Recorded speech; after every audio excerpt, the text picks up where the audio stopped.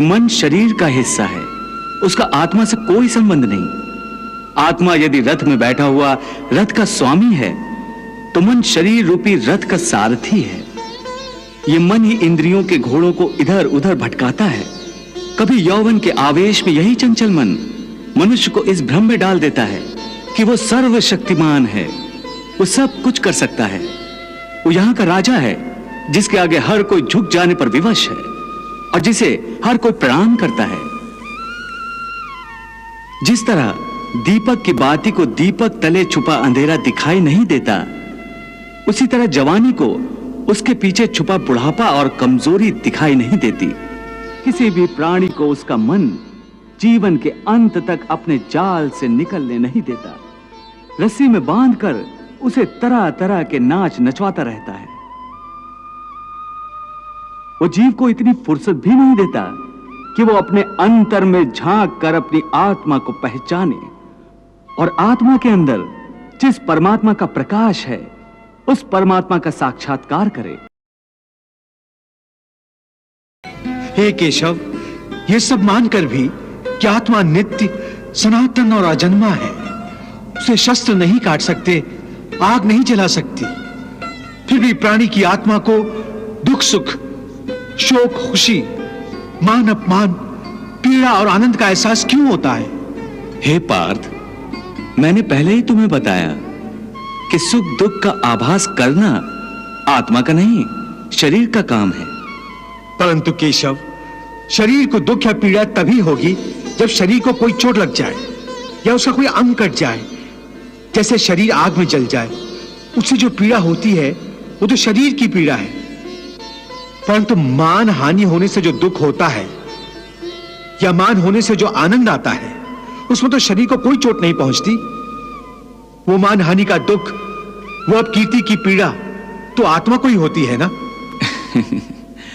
नहीं अर्जुन, ये कीर्ति अपकीर्ति, मान अपमान, ये लाभ हानि, ये जीतने का आनंद अथवा हारने की पीड़ा, ये भी आत्मा को नहीं होती। ये आत्मा का काम नहीं है, ये तो मन की शरारत है। मन की शरारत, इसका क्या अर्थ है केशव?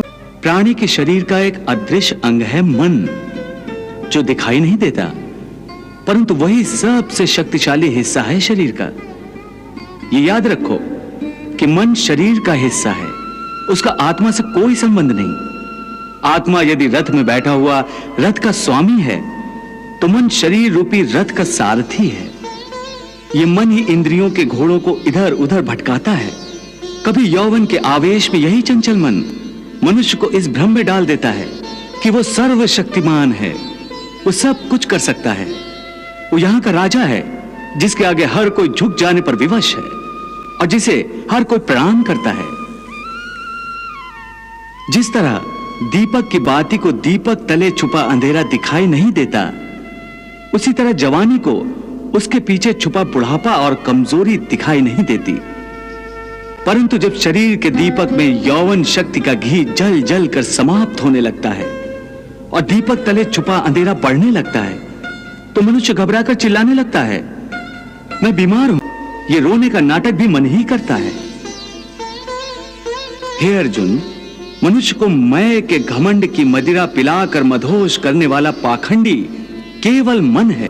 उसके हाथों में मोह माया का जाल है, जिसे वो मनुष्य की कामनाओं पर डालता रहता है और उसे अपने वश में करता रहता है। यह मन शरीर से भी मोह करता है, अपनी खुशियों से भी मोह करता है और अपने दुखों से भी। खुशियों में खुशियों से भरे गीत गाता है, तो दुख में दुख भरे गीत गुनगुनाता है। अपने दुख में दूसरों को शामिल करके उसे खुशी होती है। किसी भी प्राणी को उसका मन जीवन के अंत तक अपने जाल से निकलने नहीं देता। रस्सी में बांधकर उसे तरह तरह के नाच नचवाता रहता है। वो जीव को इतनी फुर्सत भी नहीं देता कि वो अपने अंतर में झांक कर अपनी आत्मा को पहचाने और आत्मा के अंदर जिस परमात्मा का प्रकाश है, उस परमात्मा का साक्षात्कार करे। अर्थ प्राणी के लिए आवश्यक है कि प्राणी अपने मन को काबू में करके अपने अंतर में झांक कर आत्मा को देखे, तब उस आत्मा के अंदर उसे परमात्मा का प्रकाश स्पष्ट दिखाई देगा। तो परमात्मा का साक्षात्कार कहते हैं। तुम तो कहते हो कि अपने अंतर में झांक कर आत्मा को और उस आत्मा में प्रकाशित परमात्मा को पहचानो, अर्थात आत्मा से अलग कोई और है जो आत्मा को पहचानेगा। यह किसको कह रहे हो कि आत्मा को पहचानो? कौन पहचानेगा अंतर की आत्मा को? तुम्हारा मन। मन? हां, तुम्हारा मन। परंतु तुम तो कहते हो कि मन माया के भ्रमजाल में फंसाकर प्राणी को बहुत नाच नचाता है, फिर वह आत्मा और परमात्मा की ओर क्यों ले जाएगा? तुमने ठीक प्रश्न किया अर्जुन। उसका उत्तर यह है कि जब तक तुम अपने आप को मन और विषयों के अधीन रहने दोगे, तब तक वो तुम्हें नाच नचाता रहेगा। हे पार्थ, मनुष्य का शरीर एक रथ की भांति है। उस रथ के जो घोड़े हैं, उन्हें मनुष्य की इंद्रियां समझो। जैसे आंख, नाक,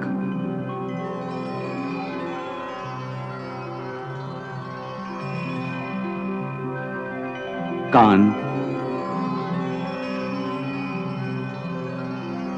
मुख, जीवा आदि। उन इंद्रियों को, घोड़ों को जो सारथी चलाता है, वो सारथी ही मन है। और उस रथ में बैठा हुआ जो उस रथ का स्वामी है, वही आत्मा है।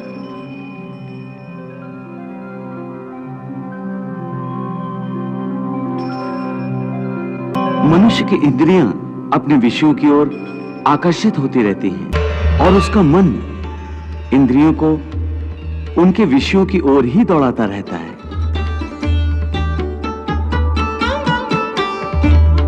यह तभी तक हो सकता है जब तक जीवात्मा अपने मन को अपने काबू में ना लाए। जब तक मन काबू में नहीं आएगा, वो इंद्रियों को उनके विषयों की ओर ही दौड़ाता रहेगा। विषय उनको बुलाते हैं, इंद्रियां उनकी तरफ भागती हैं और मन जीवात्मा की परवाह किए बगैर रथ को उस ओर लिए जाता है। परंतु जब तुम स्वयं मन के अधीन न रहकर मन को अपने अधीन कर लोगे, तो वही मन एक अच्छे सारथी की तरह तुम्हारे शरीर रूपी रथ को सीधे प्रभु के चरणों में ले जाएगा। इसीलिए मैंने कहा था कि मनेव मनुष्यानाम कारण बंधन मोक्षेय, अर्थात यदि मन तुम्हारा स्वामी है और तुम उसके अधीन हो, तो वो तुम्हें माया के बंधन में जकड़ता रहेगा।